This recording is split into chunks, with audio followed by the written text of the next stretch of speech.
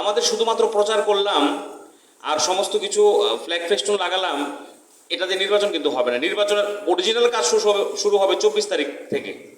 আমাদের রাতের বেলায় আমাদের সজাগ থাকতে হবে। ভোরবেলায় 5টার সময় পুলিং এজেন্ট যারা আছেন, আমাদের কার্যকর্তা শুদ্ধ গিয়ে আমাদের সেখানে প্রবেশ করতে হবে। আর একটা জিনিস মাথায় রাখতে হবে যে কিভাবে আমরা কোন কোন জায়গায় কারা কারা বিরোধীদের পুলিং এজেন্ট হতে পারে সেটা একটা আইডেন্টিফিকেশন আমাদের থাকতে হবে। এবং এই যে কয়টা দিন আমাদের সময় আছে, এই সময়টা নষ্ট না করা। আগামী 23 তারিখে আমাদের ওমপিতে একটা বড় জনসভা হবে। সেটাতে মাননীয় বিপ্লব কুমার দেব মহোদয়, যিনি পূর্ব ত্রিপুরার আমাদের প্রার্থী এবং প্রাক্তন সিএম ছিলেন, উনি থাকবেন। এবং আমাদের মহারাজও থাকতে পারেন, ওনার সাথেও কথা হচ্ছিল, সেটা উনি ফাইনাল জানাবেন। আমাদের প্রার্থী এখানে থাকবেন, একটা বড় গ্যাদারিং। তো আমাদের 23 তারিখ যদি প্রোগ্রাম হয়, 24 তারিখ আমাদের সড়ক প্রচার শেষ।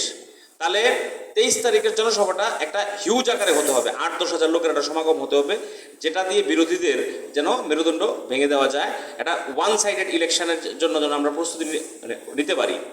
মাইক্রো লেভেলের জনসম্পর্ক প্রত্যেকটা বাড়িতে করতে হবে। একটা বাড়ি যে কোনো পার্টি করুক, আমাদের পার্টির, আমাদের ত্রিপুরামথা এবং আমাদের যে অ্যালায়েন্স হয়েছে বিজেপি ত্রিপুরামথা এবং আমাদের আইপিএফটি, আমাদের একটাই উদ্দেশ্য থাকতে হবে, প্রতিটা বাড়ি থেকে টাচ করা, প্রতিটা বাড়িতে গিয়ে বলা।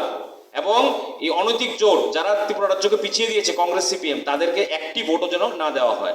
আমাদের 43,000 কিছু ভোট আছে, যত ভোট কাস্ট হবে 5% ভোটও যেন তারা না পায়, সেই দিশায় আমাদের কাজ করতে হবে। এবং নিজেদের মধ্যে কোনো ডিফারেন্স আপনারা রাখবেন না। ইলেকশন মানে কি, সবাই এক জায়গায় এসে আমাদের লড়াই করতে হবে। আমাদের লড়াই বরাবরই সিপিএম এর বিরুদ্ধে ছিল, আমাদের লড়াই কংগ্রেসের বিরুদ্ধে, বর্তমানে আমাদের কংগ্রেস সিপিএম সবার বিরুদ্ধে হয়েছে। কারণ একমাত্র ভারতীয় জনতা পার্টি, যে নরেন্দ্র মোদী, নরেন্দ্র মোদী চায় জনজাতির ডেভেলপমেন্ট, তার জন্য অনেক কাজ করেছে, সেটা প্রমাণ দিতে হবে না। বাড়ি বাড়ি ঘর বলুন, জল বলুন, সব কিছু আপনারা সবাই জানেন।